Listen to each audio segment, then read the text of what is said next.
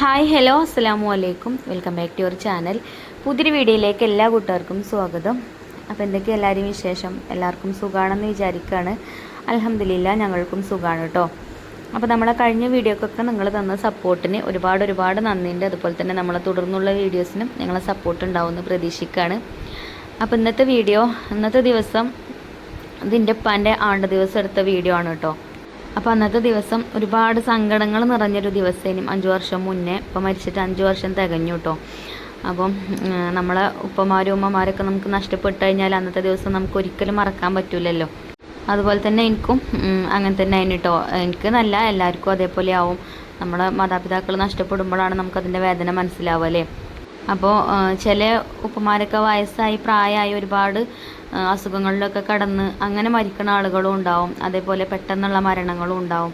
അപ്പോൾ എൻ്റെ ഇപ്പോൾ കോവിഡ് വന്നുകൊണ്ടാണ് മരിച്ചിട്ടുണ്ടായിരുന്നത്. അപ്പോൾ ഞാനിങ്ങനെ എപ്പോഴും വിചാരിക്കും ആ ഒരു കൊറോണ ആ കോവിഡ് അതില്ലാന്നുണ്ടെങ്കിൽ ഇപ്പോൾ ഒന്നും എൻ്റെ ഉപ്പ ജീവനോടെ ഉണ്ടായിനി എന്നുള്ള അങ്ങനെ ചില ഓരോ നിമിഷങ്ങളിൽ നമുക്ക് അങ്ങനെയൊക്കെ മനസ്സിൽ വരുമല്ലോ. അപ്പോൾ എനിക്കും ചിലപ്പോൾ അങ്ങനെയൊക്കെ മനസ്സിൽ വരാറുണ്ടായിന് കേട്ടോ.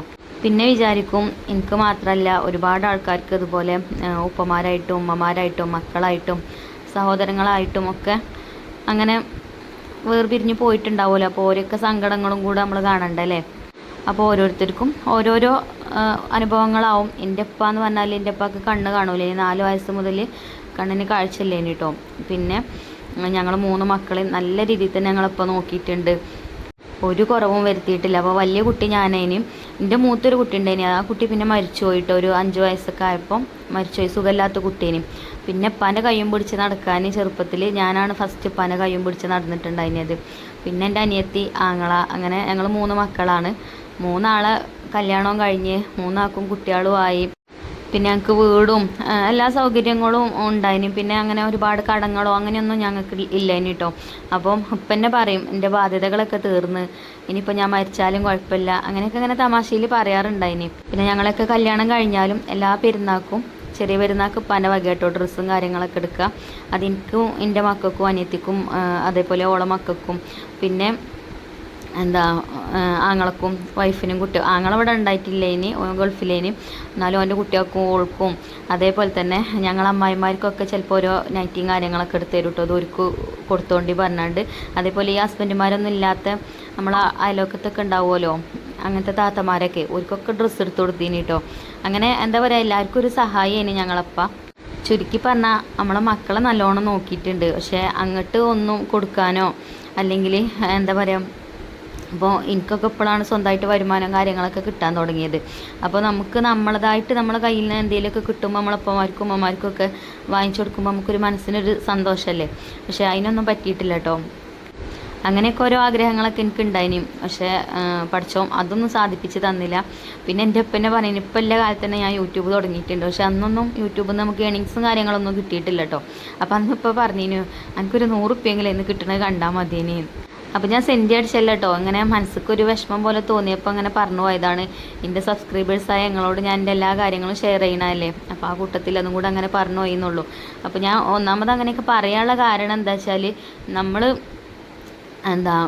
നമ്മളെ മാതാപിതാക്കൾ ജീവിച്ചിരിക്കുന്ന കാലം തന്നെ നമ്മൾ അവർക്ക് വേണ്ടിയിട്ട് എന്തൊക്കെ ചെയ്യാൻ പറ്റുമോ അതൊക്കെ നമ്മൾ ചെയ്തു കൊടുക്കണം. പിന്നെ നമുക്കതൊരു നഷ്ടമായി മാറും. പിന്നെ അവർ നഷ്ടപ്പെട്ട് കഴിഞ്ഞിട്ട് നമുക്ക് അങ്ങനെ ചെയ്തു കൊടുത്താൽ മതിയേനി ഇങ്ങനെ ചെയ്തു കൊടുത്താൽ മതിയേനി അങ്ങനെയൊക്കെ തോന്നും. അങ്ങനെയൊന്നും തോന്നിയിട്ട് പിന്നെ കാര്യമില്ലല്ലോ. അപ്പോൾ അവർ ജീവിച്ചിരിക്കുന്ന കാലം തന്നെ ഓരോ ഗുരുത്തവും പൊരുത്തമൊക്കെ നമ്മൾ വാങ്ങണം. എൻ്റെ ഇപ്പം അങ്ങനെ നമ്മൾ പിന്നെ കുട്ടികൾക്ക് സ്കൂളൊന്നും ഇല്ലാത്ത ദിവസങ്ങളുണ്ടാവുമല്ലോ. അങ്ങനത്തെ അവധി ദിവസങ്ങളൊക്കെ നേരത്തെ കാണും കേട്ടോ. എന്നിട്ട് അന്നത്തെ ദിവസം അതിൻ്റെ തലേ ദിവസം തന്നെ വിളിച്ച് പറയും ഇങ്ങോട്ട് പോന്നോളിട്ടോ നമുക്ക് അങ്ങോട്ട് അതിലെ പോവാം അതിലെ പോവാമൊക്കെ പറഞ്ഞിട്ട്. പിന്നെ ഞങ്ങൾക്കൊരു കാറും ഉണ്ടായിന്. പിന്നെ അതിൽ അങ്ങനെ അട്ടിയിട്ട് കുട്ടികളും ഞാനും അനിയത്തിയും എല്ലാവരും ആ ഒരു വണ്ടിയിൽ അട്ടിയിട്ട് അങ്ങനെ എങ്ങോട്ടൊക്കെയോ ഞങ്ങൾ കൊണ്ടുപോയി കുറേ ഐസ്ക്രീം വാങ്ങി തന്നിട്ടും അങ്ങനെ ഞങ്ങളെയും കൊണ്ട് കറങ്ങി നടന്ന് നമുക്ക് ഒരുപാട് കാലത്ത് നിങ്ങൾക്ക് ഇങ്ങനെ ചിന്തിച്ച് കൂട്ടാനും നമ്മളിങ്ങനെ ഓർത്തെടുക്കാനൊക്കെ പറ്റിയിട്ടുള്ള ഒരുപാട് ദിവസങ്ങളുണ്ട് ഞങ്ങൾക്ക് കേട്ടോ. ഇപ്പാക്ക് 56 57 വയസ്സൊക്കെ ആയപ്പോഴാണ് ഇപ്പം മരിച്ചത്. അപ്പം നമുക്ക് നമ്മളെ ജീവിതകാലം മുഴുവൻ ഓർത്ത് വെക്കാനുള്ള കാര്യങ്ങൾ ഞങ്ങളുടെ ജീവിതത്തിൽ ഉണ്ടായിട്ടുണ്ട്. അപ്പോൾ ഞാനും മക്കളും അനിയത്തി മക്കളൊക്കെ വിരുന്ന് ചെല്ലുകയാണെന്നുണ്ടെങ്കിൽ ചിലപ്പോൾ ഞങ്ങളെയും കൊണ്ടുപോകും മാർക്കറ്റിക്കൊക്കെ പോയിട്ട് ഇറച്ചിയായിട്ടും മീനായിട്ടും അതേപോലെ ചിക്കനായിട്ടും എന്തൊക്കെയാണ് വാങ്ങേണ്ടതെന്ന് ഉപ്പാക്ക് തന്നെ അറിയില്ല. അങ്ങനെ വാങ്ങിച്ചു കൂട്ടീനിട്ടോ. എന്നിട്ട് മാർക്കറ്റിലത്തെ ആൾക്കാർ തന്നെ പറയും സൈതാലിയൊക്കെ കുട്ടികൾക്ക് തിന്നാൻ കൊടുത്തുകൊണ്ട് മരിച്ചതാണ് പറയും. അങ്ങനത്തെ ഒരു വ്യക്തിയാണ് കേട്ടോ ഞങ്ങളപ്പോൾ. അതിപ്പോൾ നമ്മൾ കല്യാണം കഴിച്ച വീട്ടിലല്ലേ, നമുക്ക് അവിടെ തിന്നാൻ കിട്ടായിട്ടോ ഒന്നുമല്ല. പക്ഷെ നമ്മൾ വിരുന്ന് ചെല്ലുമ്പോൾ നമ്മൾ അത്രയും ഇതിൽ സൽക്കരിക്കാന്ന് പറയില്ലേ, അതേപോലെ കേട്ടോ ഇപ്പം എന്നോട് പറയാം അതുണ്ടാക്കുക ഇപ്പാൻ്റെ ഒരു ഇതുകൊണ്ടാണ് ഞാൻ കുക്കിംഗ് തന്നെ പഠിച്ചിരിക്കുന്നത് കേട്ടോ. എന്നോട് ഓരോന്നും ഉണ്ടാക്കാൻ പറയും. അധിക ദിവസം വെള്ളിയാഴ്ച ബീഫ് ബിരിയാണി ഉണ്ടാക്കും. ആ ബീഫ് ബിരിയാണി ഉണ്ടാക്കണമെങ്കിൽ ഞാൻ ചെല്ലും വേണം, അങ്ങനെയൊക്കെ ഇനി. അപ്പോൾ ഇനി ഒരുപാട് പറഞ്ഞ് ബോറടിപ്പിച്ചണില്ല കേട്ടോ. ഞാൻ എന്താ പറയുക, മനസ്സിക്ക് ഇങ്ങനെ വന്നപ്പോൾ അങ്ങനെ ഓരോന്ന് പറഞ്ഞു പോയതാണ്. അപ്പോൾ എന്തായാലും എനിക്ക് നിങ്ങളോട് പറയാനുള്ളത് അതാണ്, നമ്മളെ മാതാപിതാക്കളെ നല്ല രീതിയിൽ തന്നെ നമ്മൾ നോക്കുക. എന്നാലുള്ളൂ ഓരോ കുരുത്തവും പൊരുത്തൊക്കെ നമുക്ക് കിട്ടുക. ഒരിക്കലും വിഷമിപ്പിക്കരുത് ഓരെ. നമ്മളെ മക്കളും തന്നെ അത് കണ്ടല്ലേ വളരുന്നത്. എന്നാലുള്ളൂ നമുക്കും ഇതേപോലെ പ്രായമായി നമ്മളും ഉപ്പമാരും ഉമ്മമാരും ഒക്കെ ആവൂലേ, വയസ്സായി പ്രായമായ ആളുകളാവൂലേ. അപ്പോൾ നമ്മളെ മക്കളും നമ്മളെ നോക്കണം എന്നുണ്ടെങ്കിൽ നമ്മളെ മാതാപിതാക്കളെ നമ്മൾ നല്ല രീതിയിൽ നോക്കിയാലേ ഓര് അത് കണ്ടു പഠിച്ച് നമ്മളെ അതേപോലെ നോക്കുള്ളൂ. അപ്പോൾ ഇന്ന് വലിയൊരു മൂഡില്ല കേട്ടോ കുക്കിങ്ങിനൊന്നും. പിന്നെ ഇന്ന് ഉച്ചക്കൊക്കെയുള്ള ഫുഡൊന്നും ഉണ്ടാക്കണ്ട, ഉച്ചക്കത്തെ ഫുഡൊക്കെ വീട്ടിൽ നിന്നാണ് കേട്ടോ. അപ്പോൾ ഉസ്താദിനോട് വരാൻ പറഞ്ഞിട്ടുണ്ട്. പിന്നെ ഞാനും ഹസ്ബൻഡും മക്കളും അതേപോലെ അനിയത്തിയും ഓളെ ഹസ്ബൻഡും കുട്ടികളും പിന്നെ ഞങ്ങൾ വലിയ മൂത്താപ്പാനെയും വിളിച്ചിട്ടുണ്ട്, ഒരു ഉസ്താദിനെയും വിളിച്ചിട്ടുണ്ട്. അപ്പോൾ അങ്ങനെ ഒന്ന് കുറച്ച് മൗലൂദൊക്കെ ചൊല്ലിയിട്ട് ദുആ ചെയ്തുകൊണ്ട് അങ്ങനെ ഫുഡൊക്കെ കഴിച്ചിട്ട് അവിടെ നിന്ന് പോരാ, അങ്ങനെ കേട്ടോ വിചാരിക്കണത്. അപ്പോൾ വീട്ടിലേക്ക് പോകണം. അപ്പോൾ ബ്രേക്ക്ഫാസ്റ്റ് ഉണ്ടാക്കുകയാണ് ഞാൻ. അപ്പോൾ ഞാൻ റവ വെച്ചിട്ടുള്ളൊരു അപ്പാണ് കേട്ടോ ഉണ്ടാക്കുന്നത്. റാവി അതിക്ക് 1/4 കപ്പ് മൈദ എടുത്തിട്ടുണ്ടതിന്, അതേപോലെ തേങ്ങ ചിരവിയതും ഇട്ടിട്ട് ഒരു ബാറ്ററാക്കി എടുത്തുകൊണ്ട് നമ്മൾ അപ്പം ചുട്ടെടുക്കുക കേട്ടോ. നല്ല ടേസ്റ്റ് ആട്ടോ ഈ ഒരു അപ്പം. ഇതിന് കറിൻ്റെ ഒന്നും ആവശ്യമില്ല, നമ്മൾ തേങ്ങയൊക്കെ ചിരവിയത് ചേർത്തതുകൊണ്ട്. അപ്പോൾ അതേപോലെ ചട്ടി ചൂടാക്കിയേക്ക് എണ്ണ തടവി കൊടുത്തിട്ട് ഓരോ തവി മാവ് ഒഴിച്ചിട്ട് ഒന്നിങ്ങനെ പരത്തി കൊടുക്കുക. എന്നിട്ട് വെള്ളമൊക്കെ നല്ലോണം വറ്റിച്ചെടുക്കണം കേട്ടോ. തിരിച്ചും മറിച്ചു വിട്ടിട്ട് അങ്ങനെ വേവിച്ചെടുക്കണം. അപ്പോൾ കറിൻ്റെ ആവശ്യമൊന്നുമില്ല, കറി ഇല്ലെങ്കിലും നമുക്ക് കഴിക്കാം, നല്ല ടേസ്റ്റ് ആട്ടോ. കട്ടൻ ചായൻ്റെ ഒക്കെ കൂടെ അങ്ങനെ കടിച്ചുകൂട്ടിയിട്ട് കഴിക്കാം. കറി കൂട്ടിന്ന് വിചാരിച്ചിട്ട് കുഴപ്പമില്ല കേട്ടോ. അങ്ങനെയല്ലേ ഞാൻ പറഞ്ഞത്, കറി ഉണ്ടാക്കാനൊക്കെ മടിയുള്ള ദിവസങ്ങളിലൊക്കെ ഉണ്ടാക്കാൻ പറ്റിയ അപ്പാണെന്ന്. എനിക്കിപ്പോൾ കറിയൊന്നും ഉണ്ടാക്കാനുള്ള മൂഡില്ല. അപ്പോൾ ഞാൻ ജസ്റ്റ് ഒരു തട്ടിക്കൂട്ട് അപ്പം ഉണ്ടാക്കിയതാണ്. ഇത് ഞങ്ങളിവിടെ എന്നെ കല്യാണം കഴിച്ച് കൊണ്ടുവരുന്ന അതിലൊക്കെ എൻ്റെ ഇവിടുത്തെ അമ്മ ഉണ്ടാക്കുന്ന റെസിപ്പി കേട്ടോ. അമ്മാൻ്റെ അടുത്തുനിന്ന് പഠിച്ചതാണ് ഞാൻ ഈ ഒരു അപ്പത്തിൻ്റെ റെസിപ്പി. അമ്മ ഇങ്ങനെ കൈകൊണ്ടല്ല കേട്ടോ പരത്തുക, അമ്മാൻ്റെ കൈ കൊണ്ടാണ് ചട്ടിയിൽ ഇങ്ങനെ ഇത് പരത്തൽ. കൈയൊന്ന് വെള്ളം നനച്ചാണ്ട് അമ്മാൻ്റെ മാവ് ഇതിലേറെ കുറച്ചും കൂടെ കുറുകിയിട്ടേ കാലം. എന്നിട്ട് അതിന് കൈ കൊണ്ട് ചട്ടിക്ക് ഇങ്ങനെ ഇട്ട് കൊടുക്കും. എന്നിട്ട് കൈ വെള്ളം നനച്ചാണ്ട് അങ്ങനെ കൈ കൊണ്ട് അങ്ങനെ പരത്തിയെടുക്കും. കുറച്ചും കൂടെ കട്ടി ഉണ്ടാവും കേട്ടോ. അപ്പോൾ എനിക്ക് കൈ പൊള്ളും അങ്ങനെ ആകുമ്പോൾ. അപ്പോൾ ഞാൻ തവി കൊണ്ട് അങ്ങനെ പരത്തി കൊടുത്തു. അങ്ങനെ ഇതാ തിരിച്ചും മറിച്ചു വിട്ടിട്ട് വേവിച്ചെടുക്കുക. അപ്പോൾ ഇതാ ഫസ്റ്റത്തെ അപ്പം റെഡി ആയിട്ടുണ്ട് കേട്ടോ. ഇതാ കാണുമ്പോൾ തന്നെ നിങ്ങൾക്ക് മനസ്സിലാവും, നല്ല ടേസ്റ്റ് ആട്ടോ അപ്പോൾ നമ്മൾ ചില ദിവസം അരിയൊക്കെ വെള്ളത്തിലിടാൻ മറക്കണ ദിവസങ്ങളൊക്കെ ഉണ്ടാവുമല്ലോ, അരിപ്പൊടിയൊന്നും കയ്യിലില്ലെങ്കിൽ പെട്ടെന്ന് തട്ടിക്കൂട്ടി ഉണ്ടാക്കാൻ പറ്റിയതാണ് കേട്ടോ. നല്ല ടേസ്റ്റുമാണ്. അങ്ങനെ ബ്രേക്ക്ഫാസ്റ്റൊക്കെ ഉണ്ടാക്കി ബ്രേക്ക്ഫാസ്റ്റൊക്കെ കഴിച്ചു. പിന്നെ ഞാനും ഐഫക്കുട്ടിയും ബാവുവിൻ്റെ വീട്ടിലേക്ക് പോന്നിട്ടുണ്ടായിന്. ബാവു ഞങ്ങൾ കൊണ്ടുവന്നാക്കാൻ വന്നു. പിന്നെ കട തുറക്കാൻ പോയി. പിന്നെ ചിഞ്ചുമോളും മഞ്ചുമോളും കുറച്ച് കഴിഞ്ഞിട്ടാട്ടോ വന്നത്. അപ്പോൾ ഇപ്പോൾ ഞാൻ എൻ്റെ വീട്ടിലെത്തിയിട്ടുണ്ട്. ഒരുപാട് വീഡിയോസൊന്നും എടുത്തിട്ടില്ല, എന്നാൽ കുറച്ചൊക്കെ അവിടെ ഇവിടെ എടുത്തും ചെയ്തിട്ടുണ്ട്. അപ്പോൾ ഇന്ന് ബിരിയാണിയാണ് കേട്ടോ ഉണ്ടാക്കുന്നത്. അപ്പോൾ ഉസ്താദിനെയൊക്കെ വിളിച്ചതല്ലേ, അപ്പം നമുക്ക് ഫുഡൊക്കെ കൊടുക്കും വേണം ഉസ്താദിന്. അപ്പം എൻ്റെ നാത്തൂൻ തന്നെ എല്ലാം റെഡിയാക്കി വെച്ചിട്ടുണ്ട്. സവാളയൊക്കെ കട്ട് ചെയ്ത് ഇഞ്ചിയും വെളുത്തുള്ളിയൊക്കെ ചതച്ചൊക്കെ റെഡിയാക്കിക്കണം കേട്ടോ. പിന്നെ ബീഫൊക്കെ ഒരെന്നെ വേവിച്ച് ബീഫ് വരട്ടും അങ്ങനെ ഉള്ളതൊക്കെ കഴിഞ്ഞിട്ടുണ്ട്. ഇനി ബിരിയാണി ഉണ്ടാക്കാനുള്ളൂ. അപ്പോൾ ബിരിയാണി ഞാനാണ് കേട്ടോ ഉണ്ടാക്കുന്നത്. അപ്പോൾ അത് അവിടെ പാത്രമൊക്കെ അടുപ്പത്ത് വെച്ചേക്ക് ആദ്യം കുറച്ച് നെയ്യൊക്കെ ഇട്ട് കൊടുത്താണ്ട് ആദ്യം ഞാൻ സവാള ഫ്രൈ ചെയ്തെടുക്കാം കേട്ടോ ചെയ്യുന്നത്. സവാളയും അണ്ടിപ്പരിപ്പും മുന്തിരിയൊക്കെ ഫ്രൈ ചെയ്തെടുക്കുന്നുണ്ട്. അതേപോലെ അതിക്ക് ക്യാരറ്റ് കട്ട് ചെയ്തതൊക്കെ ഇട്ടാണ്ട് ഒന്ന് വാട്ടിയെടുത്തിട്ടുണ്ട് കേട്ടോ. അത് ഞാൻ കോരി മാറ്റിയിട്ടുണ്ട്. നമുക്ക് ദം ചെയ്തെടുക്കുന്ന സമയത്ത് ചേർക്കാനാണ്. പിന്നെ ആ നെയ്യ്ക്ക് തന്നെയാണ് നമ്മൾ പിന്നെ മസാലയ്ക്കുള്ള സവാള ഇട്ട് കൊടുക്കുന്നത്. അപ്പോൾ ഞങ്ങൾ 2 കിലോ ബിരിയാണി ആട്ടോ ഉണ്ടാക്കുന്നത്. 2.5 കിലോ ചിക്കനും 2 കിലോ റൈസും. അപ്പോൾ അതിൽ തന്നെ സവാള ഇട്ട് കൊടുത്തു, കറിവേപ്പിൻ്റെലൊക്കെ ഇട്ട് കൊടുത്തുകൊണ്ട് സവാള ഒന്ന് വഴറ്റിയെടുക്കുകയാണ്. അപ്പോൾ ഗ്യാസ് സ്റ്റൗ ശരിക്കും ഇങ്ങോട്ട് കത്തണില്ല, നല്ല ഹൈ ഫ്ലെയിമിൽ നല്ലോണം ഇങ്ങോട്ട് ആളി കത്തണില്ല, കുറച്ച് കത്തൽ കുറവുണ്ട്, എന്താ അറിയില്ല. അപ്പോൾ ഞാൻ ഇതുകൊണ്ട് ഇവിടെ ഇങ്ങനെ വാട്ടി നിന്ന് കഴിഞ്ഞാൽ ഇതിപ്പോൾ നേരം വൈകും. അപ്പോൾ ഞാൻ പുറത്ത് അടുപ്പത്ത് കൊണ്ടുപോയിട്ടോ. അടുപ്പ് ഏതായാലും ഉമ്മ കത്തിച്ചിട്ടുണ്ട്. അരി തിളപ്പിച്ചുറ്റാൻ വെള്ളം വെച്ചിനി. അപ്പോൾ ആ വെള്ളം ഞാൻ അപ്പുറത്തെ അടുപ്പത്തേക്ക് മാറ്റിയിട്ട് ആദ്യം മസാല ഉണ്ടാക്കിയിട്ട് വെള്ളം തിളപ്പിക്കാമെന്ന് വിചാരിച്ചു. എന്നാൽ പിന്നെ പെട്ടെന്ന് ആയിക്കോളും.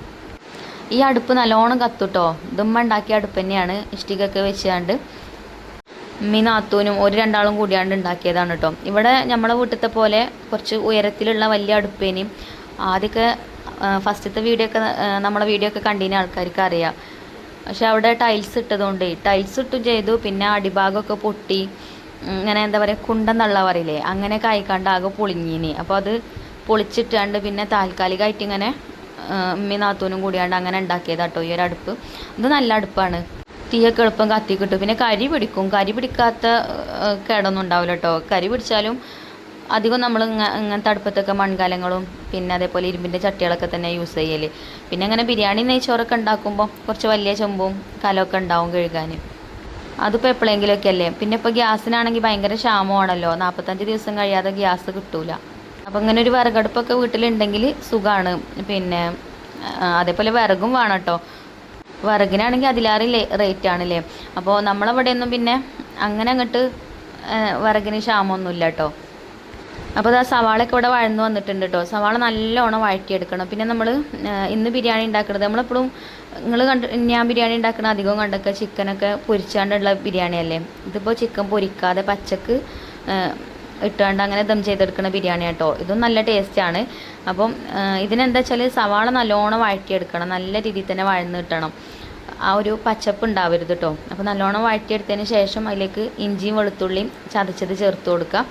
അപ്പോൾ ഞാനിവിടെ 2.5 സ്പൂൺ കേട്ടോ ചേർത്ത് കൊടുത്തിട്ടുണ്ട് അതിനേത്. പിന്നെ അതുപോലെ തന്നെ അത് ഇട്ട് കൊടുത്തതിന് ശേഷം പച്ചമുളക് ചതച്ചത് ഇട്ട് കൊടുക്കുക. അപ്പോൾ 2.5 കിലോ മസാലയാണ് നമുക്കുള്ളത്. അപ്പോൾ ഞാൻ 15 പച്ചമുളക് കേട്ടോ ഇതിലേക്ക് എടുത്തിനത്. അപ്പോൾ 1 കിലോയ്ക്കൊക്കെ ആണെങ്കിൽ ഒരു 8 പച്ചമുളകൊക്കെ എടുത്താൽ മതി. പിന്നെ എരിവിനനുസരിച്ചിട്ട് എടുക്കുക. ചില പച്ചമുളകിന് നല്ല എരിവ് വയ്ക്കാരം, ചില പച്ചമുളകിന് എരിവ് കുറവ് വയ്ക്കാരം.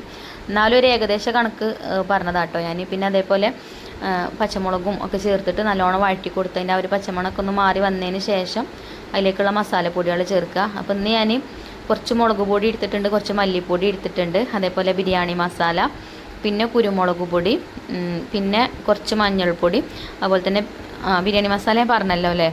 അപ്പോൾ ചിക്കൻ പൊരിച്ചിട്ട് നമ്മൾ ബിരിയാണി ഉണ്ടാക്കുമ്പം ആ ചിക്കൻ പൊരിക്കണ സമയത്ത് കുറച്ച് മുളക് പൊടി മഞ്ഞൾപ്പൊടിയൊക്കെ ചേർക്കുമല്ലോ.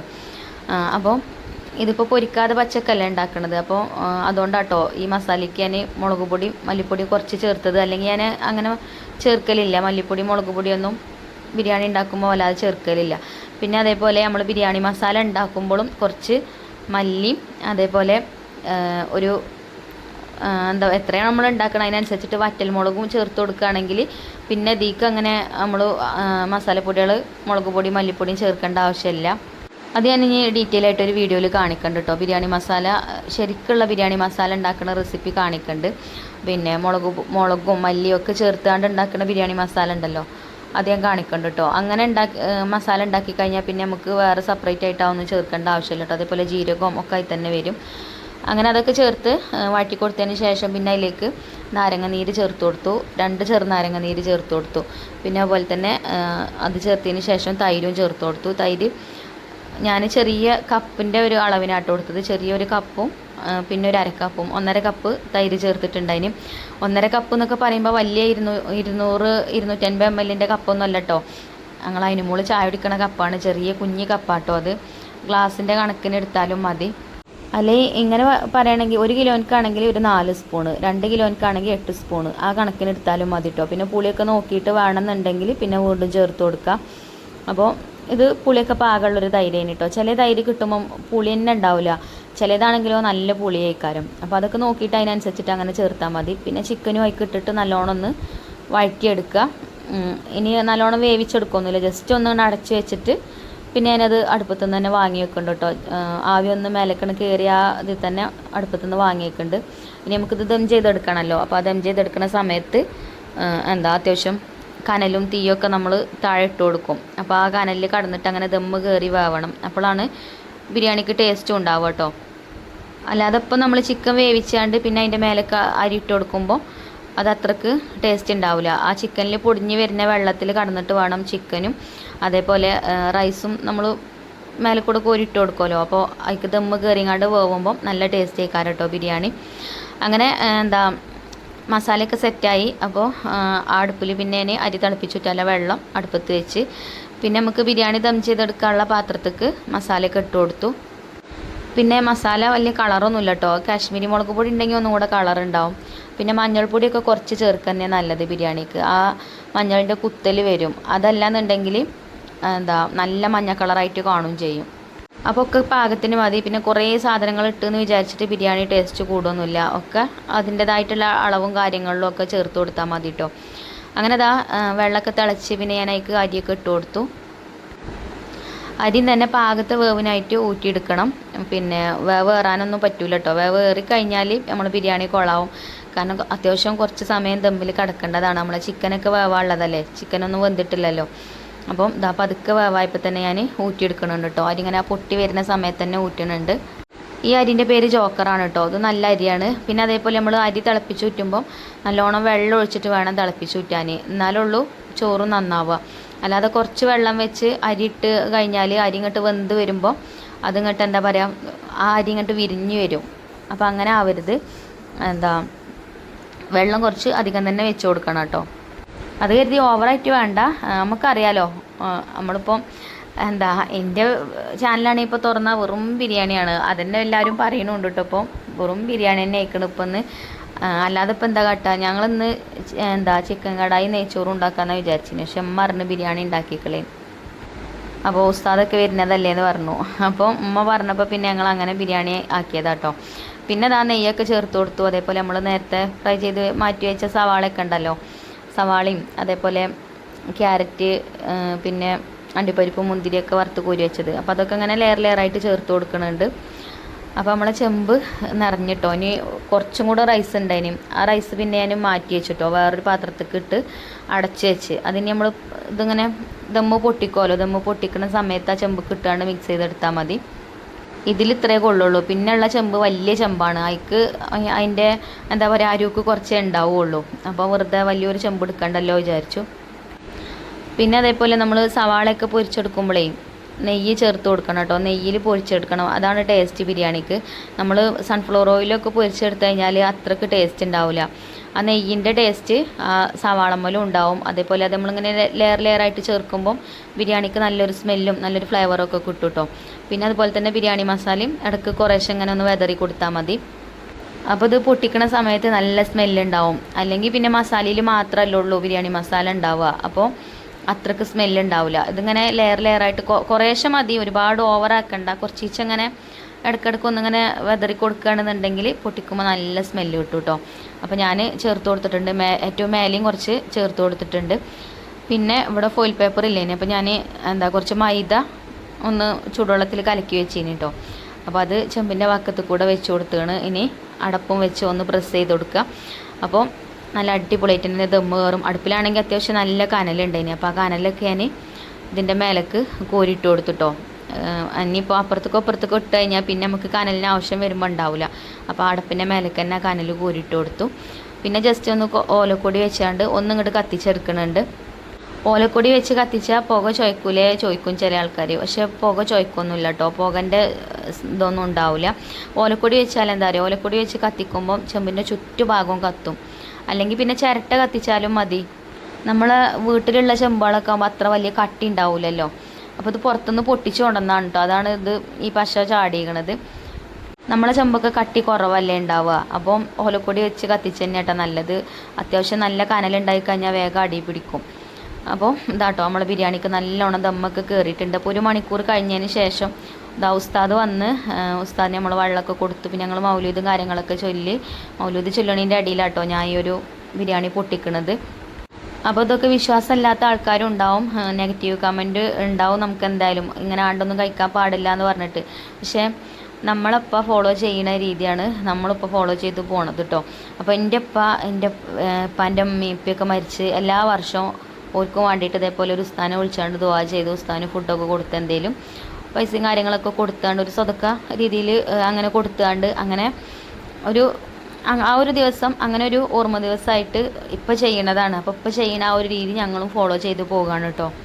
ഉപ്പാക്ക് അങ്ങനത്തെ കാര്യത്തിലൊക്കെ നല്ല വിശ്വാസമാണ്. അപ്പം ഇപ്പോൾ ചെയ്യണ കണ്ടല്ലേ നമ്മൾ പഠിച്ച് പോകുന്നത്.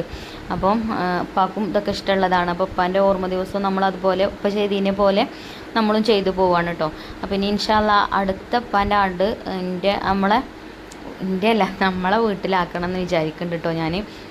അന്ന് എൻ്റെ ഉപ്പാൻ്റെ കൂട്ടുകാരന്മാരെയൊക്കെ വിളിച്ചാണ്ട് നമ്മളെ വീട്ടിൽ ഉണ്ടാക്കണം എന്ന് വിചാരിക്കുന്നുണ്ട്. അപ്പോൾ പ്രാവശ്യം എൻ്റെ ആങ്ങളൊന്നും ഇവിടെ ഇല്ലാത്തതുകൊണ്ട് ഓൻ വേണം, ഓൻ ഉണ്ടെങ്കിലുള്ളൂ ഒക്കെ നടക്കാം. കാരണം ഒക്കെ കണ്ണ് കാണാത്ത ആളുകളാണ് ഇപ്പം എൻ്റെ ഫ്രണ്ട്സുകളൊക്കെ. അതേപോലെയുള്ള ആളുകളായിട്ടോ ഞാൻ ഉദ്ദേശിക്കുന്നത്. അപ്പം ഓരൊക്കെ വിളിച്ച് ഓരൊക്കെ കൊണ്ടുവരണമെന്നുണ്ടെങ്കിൽ ഓൻ തന്നെ വേണം, ഓനക്കേ അറിയുള്ളൂ. അപ്പം അങ്ങനെ നമ്മളെ വീട്ടിൽ ഉണ്ടാക്കണം എന്ന് എൻ്റെ മനസ്സിലൊരു ആഗ്രഹമുണ്ട്. ഞങ്ങളോട് പറയട്ടോ, അന്ന് ഞാൻ ഉണ്ടാവുമല്ലെന്നൊന്നും അറിയൂല, ഇൻഷാ അല്ലാ. അങ്ങനെ ഒരു ആഗ്രഹം പറയാട്ടോ. ആഗ്രഹിക്കണമൊക്കെ നടക്കലുണ്ട്, അതേപോലെ ഇതും നടക്കുമെന്ന് വിചാരിക്കണം. ഓരൊക്കെ കാണുമ്പം തന്നെ ഉപ്പാൻ്റെയൊക്കെ മുഖത്തേക്ക് നോക്കണ പോലെ തന്നെ തോന്നും കേട്ടോ. ഒക്കെ കണ്ണ് കാണാത്ത ആളുകളായതുകൊണ്ട് പിന്നെ പ്രായം ഏകദേശം ഓലതൊക്കെ ഒരേ പ്രായവും കാര്യങ്ങളൊക്കെയാണ്. അപ്പം അങ്ങനെ എന്തായാലും നടക്കുമെന്ന് വിചാരിക്കാം. അപ്പോൾ ബിരിയാണിയൊക്കെ പൊട്ടിച്ചിട്ടോ. അപ്പോൾ ഇനിയിപ്പോൾ നമുക്ക് ഫുഡൊക്കെ വിളമ്പി കൊടുക്കണം. അങ്ങനെ ബിരിയാണിയൊക്കെ പൊട്ടിച്ച് ഒക്കെ പ്ലേറ്റിലൊക്കെ വിളമ്പി വെച്ച് പിന്നെ ദുആവും കാര്യങ്ങളൊക്കെ ഉണ്ടായിനി. അതൊക്കെ കഴിഞ്ഞതിന് ശേഷം തന്നെ കേട്ടോ ചോറൊക്കെ കൊണ്ടുപോയി വെച്ചതും എല്ലാവർക്കും കൊടുത്തതും ഒക്കെ. അപ്പോൾ ആരും നെഗറ്റീവായിട്ടൊന്നും പറയരുത് കേട്ടോ. അതൊരു പിന്നെ ഒരു സങ്കടമാവും. പിന്നെ എന്താ പറയുക, ഞാൻ നേരത്തെ പറഞ്ഞല്ലോ, ആണ്ട് കഴിക്കണതൊന്നും ഇഷ്ടമില്ലാത്ത ആളുകളുണ്ടാവും. നമ്മളെ വീഡിയോ കാണുന്നവർ തന്നെ ഒരുപാട് ആളുകൾ അങ്ങനത്തെ ആളുകളുണ്ടാവും. അപ്പോൾ നമുക്ക് ഓരോരുത്തർക്കും ഓരോരോ വിശ്വാസങ്ങളും ഓരോ ഇതും അല്ലേ. അപ്പോൾ അതിനനുസരിച്ചിട്ട് അങ്ങനെ പോകണമെന്നുള്ളൂ കേട്ടോ, അല്ലാതെ ഒന്നും വിചാരിക്കരുത്. പിന്നെ ഞാൻ പറഞ്ഞല്ലോ, ഞങ്ങളപ്പോൾ ചെയ്തിനേതാണ് ഇതൊക്കെ. അപ്പം ആ ഒരു രീതിയിൽ തന്നെ നമ്മളും അങ്ങനെ മുന്നോട്ട് പോവുക. പിന്നെ കുറേ ആൾക്കാരും നമ്മൾ വിളിച്ചിട്ടില്ല കേട്ടോ, നമ്മൾ വീട്ടിലുള്ളവർ മാത്രമേ ഉള്ളൂ. പിന്നെ എൻ്റെ മൂത്താപ്പാനെ വിളിച്ചിട്ടുണ്ട്, ഇനി വലിയ മൂത്താപ്പാനെ. അപ്പോൾ മൂത്താപ്പി ഉണ്ട് കേട്ടോ. അങ്ങനെ ഞങ്ങൾ ദുആവും കാര്യങ്ങളൊക്കെ കഴിഞ്ഞതിന് ശേഷം പിന്നെ എല്ലാവരും ഒരുമിച്ചിരുന്ന് ഫുഡൊക്കെ കഴിച്ച്. പിന്നെ ഉസ്താദും തന്നെ നമ്മളറിയണ നമ്മളെ വീടിൻ്റെ അടുത്തുള്ള ഉസ്താദാണ് കേട്ടോ.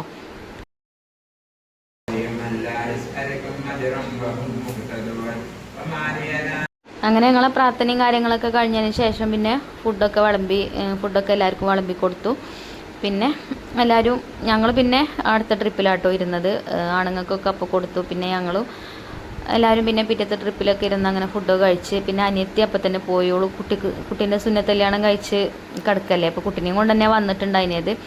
ഒരു പിന്നെ കുറച്ച് നേരത്തെ പോയി. പിന്നെ ഞാനും കുട്ടികളൊക്കെ വൈകുന്നേരം ആട്ടോ പോകുന്നത്. അപ്പോൾ ഇന്നത്തെ വീഡിയോ ഇത്രേ ഉള്ളൂ.